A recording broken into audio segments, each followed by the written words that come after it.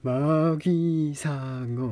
일반적으로 3m 정도 크기에 수심 100m에서 1300m 사이의 심해바닥을 따라 천천히 헤엄치는 희귀한 상어로 성숙할수록 더 깊은 바다로 내려가며 전 세계적으로 분포하고 있지만 살아있는 마귀상어를 만나기란 쉽지 않을 것이다. 지구의 각종 이벤트 생존자에게 주어지는 살아있는 화석 칭호 보유자이며 피부가 반투명하기 때문에 희끄무레한 분홍색이나 회색이 섞인 보라색으로 보일 수 있다. 마귀상어의 가장 큰 특징은 입에 있는데 사냥을 할 때 턱이 110도의 각도로 열리면서 마음이 급한 입이 먹이를 먼저 마중나간 결과 다른 상어들과는 달리 코와 입이 따로 국밥이 되어버리는데 느리게 헤엄치는 특성상 먹잇감이 상상할 수 없는 방법으로 사냥을 해야 먹고 살 수 있기 때문이라고 추측된다. IUCN에선 희귀하다고는 해도 광범위한 서식지, 낮은 포획률로 인해 최소 관심종으로 분류되었으며 CNN의 한 기자는 이 물고기의 얼굴은 그의 어머니만 사랑할 수 있을 것이다 라고 하였다. 그 사실적시 어쩌고 저쩌고 고소당해 임마. 끝.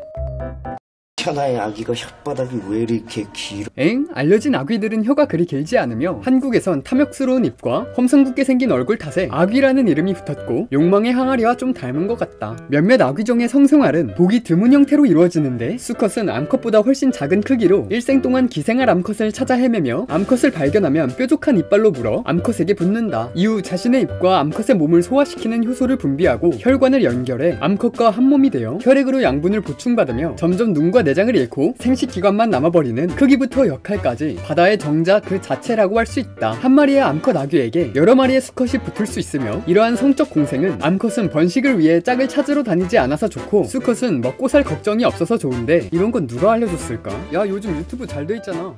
일리가 있구만. 아귀 하면 떠오르는 것 중 하나는 따라란이 아니라 머리에서 튀어나온 낚싯대로 심해에 사는 아귀의 낚싯대 끝에는 발광 박테리아가 있어 반짝반짝 빛날 수 있다. 사쿠라네? 바라쿠다. 영화 니모를 찾아서에 등장하는 니모의 형제들과 어머니의 원수. 짧은 시간에 폭발적인 스피드를 내기 적합한 몸 구조를 하고 있으며 몇 초 만에 정지 상태에서 시속 70km까지 속도를 낼 수 있다. 종마다 크기가 다르지만 가장 큰 바라쿠다는 2m에 45kg였고 흡입력을 이용하여 먹이를 사냥하는 어류들과는 달리 이빨을 가지고 먹잇감을 뜯어먹는다. 이빨에는 두 종류가 있는데 먹이 절단에 사용하는 작고 날카로운 이빨이 바깥쪽에 위치해 있고 안쪽에 위치한 커다란 이빨은 물린 먹이가 도망가기 어렵게 한다. 드물게 인간을 공격하기도 하는데 2011년 한 다이버는 13살의 딸과 함께 스노클링 중 180cm급 바라쿠다를 발견했다. 멀리 있는 거대한 고기를 구경하다가 떠나려는 참 아무것도 보지 못했는데 손에 엄청난 충격이 느껴졌고 새끼손가락을 포함한 손의 옆쪽이 완전히 사라져 뼈가 드러나 있었으며 꼼짝없이 죽었다고 생각했다. 다행히도 배에 잘 피신한 후 자책하며 울고 있는 딸에게 아무 일도 아니야, 이런 것 중 하나만 있어도 돼 라며 위로했다고 한다. 이후 손가락 하나를 잃었음에도 여전히 빠른 자신의 타자 속도에 놀랐다고 한다. 끝!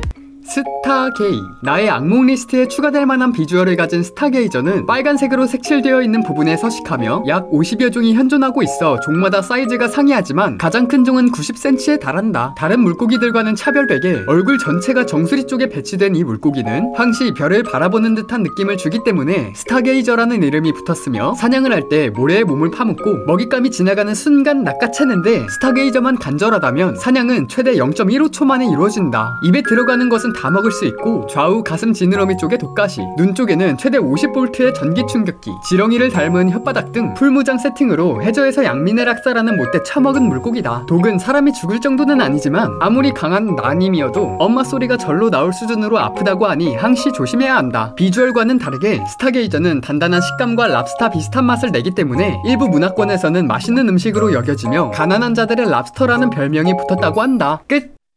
왜?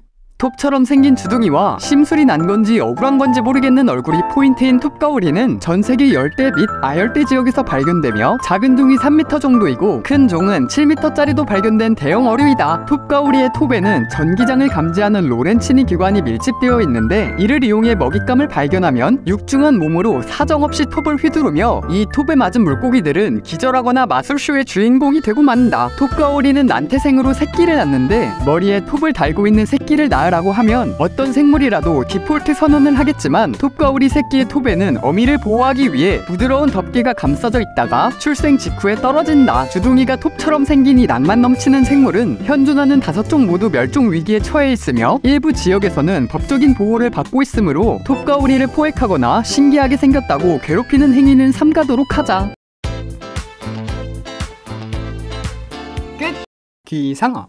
망치 모양으로 머리가 확장된 귀상어는 전세계 열대 및 아열대 해역에서 발견되고, 이 독특한 머리 구조를 세팔로포일이라고 하며, 이러한 구조 덕분에 자신의 바로 정면을 제외하고 세상을 360도로 볼 수 있다. 또한 머리의 면적이 넓다 보니 모든 상어들이 가지고 있는 로렌치니 기관이 넓게 분포되어 있는데, 일반적인 상어들의 로렌치니 기관이 스카이라이프 안테나라고 치면 귀상어는 파라볼라 안테나를 달고 있어 더욱 효율적인 먹이 탐색을 할 수 있다. 발견된 개체 중 길이가 가장 긴 귀상어는 6.1m이고 수명 또한 20-30년에 달하는 이 기이한 상어가 수명을 다하지 못하는 가장 큰 이유는 샥스핀으로 인한 남획 때문인데, 2020년 글로벌 시장에 공급된 9,200개 이상의 상어 지느러미에 DNA를 조사했던 연구 결과에 따르면 귀상어종 중 하나인 홍살 귀상어가 발견된 80종 이상의 상어 중 4번째로 흔했다. 만약 상어들이 인간을 주제로 공포 영화를 만들면 조스나 메갈로돈보다 무섭지 않을까 싶다.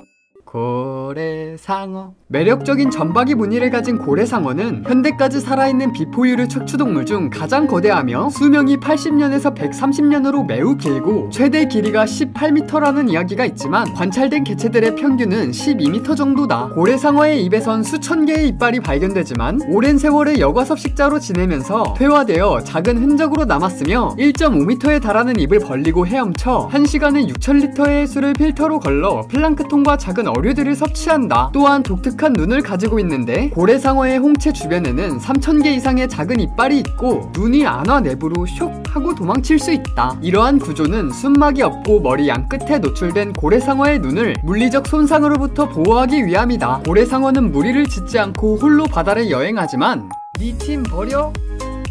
가끔씩 먹이가 풍부한 지역에서 우연히 만나 밥 한 끼 정도는 같이 하기도 한다. 끝. 내눈박이 물고기. 이름만큼 참신한 눈을 가지고 있는 내눈박이 물고기는 4개의 눈을 가지고 있진 않지만 2개의 눈이 홍채막으로 양분되어 총 4개의 동공을 가지고 있어 내눈박이라 불린다. 심하게 튀어나와 있는 이 눈을 수시로 수면에 노출시켜서 눈의 절반은 물 밖을 볼 수 있도록 나머지 절반은 물속을 볼 수 있도록 하는데, 수면 위로 위치한 부분은 공기에 대한 빛의 굴절률, 다른 반쪽은 물에 대한 빛의 굴절률에 맞게 설계되어 천적 리딩방을 운영했다면 큰 돈을 벌 물고기였을 것 같다. 내눈박이가 처음부터 갈라진 눈을 가지고 태어나는 것은 아니고, 새끼 때는 동그란 동공을 가지고 있다가 자라갈수록 동공이 갈라지며, 잘 보면 새끼 때는 눈이 양 사이드에 위치하지만 성체 때는 위를 향하고 있는데, 이 또한 동공이 갈라지는 시기에 맞춰 눈이 위쪽을 향하도록 전두골의 모양이 변하기 때문이다. 민물과 기수에 서식하며 각 개체마다 짝짓기를 하는 방향이 달라서 오른쪽으로 짝짓기를 하는 수컷은 왼쪽으로 하는 암컷과 짝을 이루고 그 반대도 동일하다. 끝. 거대 산갈치. 마치 전설 속 바다뱀을 연상시키는 어류인 거대 산갈치는 극지방을 제외하곤 전 세계적인 분포를 보이며 일반적인 길이는 3m 정도지만 보고된 가장 큰 개체는 11m로 기네스북에 등재된 현생 최장의 경고어류다. 해변에서 수영하다가 거대 산갈치를 만나면 바다에 들어오기 전으로 컨트롤 Z를 해야 하지만 다행히 깊은 바다에 서식하기 때문에 그럴 일은 거의 없고, 혹시나 만난다고 하더라도 거대 산갈치는 인육에 관심이 없을 뿐더러 이빨도 없기 때문에 셀카 한 장 찍고 갑오로 대대손손 남기면 된다. 머리에 붉은 왕관을 쓴 것처럼 보이는 생김새 때문에 청어의 왕이라고 불렸고, 이놈들이 조류에 쓸려온 척하며 육상 진출을 노리는 건지 가끔 얕은 바다에 얼굴을 들이미는데 첨단 과학의 맛을 한번 보여줘야겠어.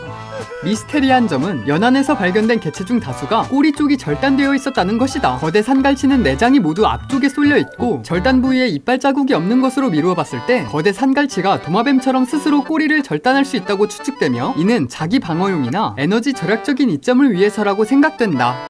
무서운 쥐덫고기. 심해 500m 아래에서 발견되는 쥐덫고기는 몸 길이의 4분의 1에 해당하는 아래턱이 비정상적으로 벌어져 쥐덫이라는 이름을 얻었으며, 적색 생물 발광을 하는 동시에 적색광을 인지하는 몇 안 되는 심해어 중 하나다. 국물 음식을 포기한 듯한 바닥이 뻥 뚫린 아래턱은 물의 저항을 무시하고 순식간에 먹이 방향으로 발사되어 먹이를 낚아채며, 이 쥐덫 포즈를 직접 따라해보면 사람은 경추 때문에 가동 범위가 안 나오지만 쥐덫고기는 경추가 골화되지 않아서 목 안쪽으로 두개골이 확 제껴진다. 또한 영문 이름이 스포트라이트 루스조인 이유가 양쪽 뺨에 있는 적색과 녹색빛을 내는 발광포 때문인데, 그중 적색 발광은 다른 심해어들과는 차별화된 쥐덫고기에 미친 스펙이다. 왜냐하면 심해에는 긴 파장의 붉은빛이 도달하지 못하며 심해 생물 또한 긴 파장의 빛에 둔감하기 때문에 붉은 물체를 검게 인식하는데, 붉은 빛을 내는 동시에 인식도 가능한 물고기가 있다? 바로 공포의 스텔스 신호등이다. 사실 위와 같은 번지르르한 형태학적 특성과는 반하여 주로 플랑크톤이나 먹는 것은 비밀이다.